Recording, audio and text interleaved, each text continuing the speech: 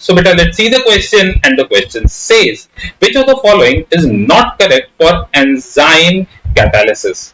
First statement is, the enzyme activity is maximum at the optimum pH which is between 5 to 7. हाँ तो बिल्कुल सही है बेटा, ये optimum pH रेंज में ही काम करता है और 5 से 7 की रेंज है, तो it is the best range suited for this catalysis. तो ये तो स्टेटमेंट बिल्कुल सही है, हमारे से नॉट करेक्ट पूछा तो ये आंसर नहीं जा सकता।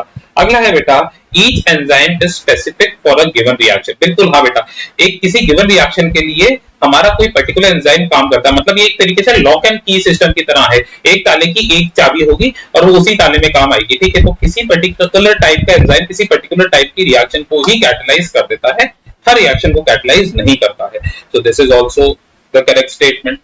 अगला है, the favourable temperature for the enzyme activity is between 50 to 60 degree Celsius.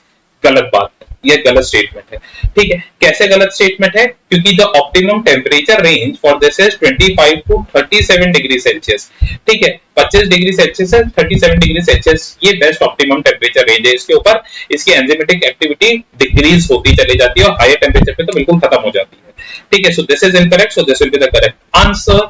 And the last one is, the enzymatic activity is increased in the presence of certain substance which is known as coenzymes। तो बिल्कुल बात सही है, कुछ particular enzymes की presence में इनकी activity increase हो जाती है and these are known as coenzymes, or it can also be known as a promoter।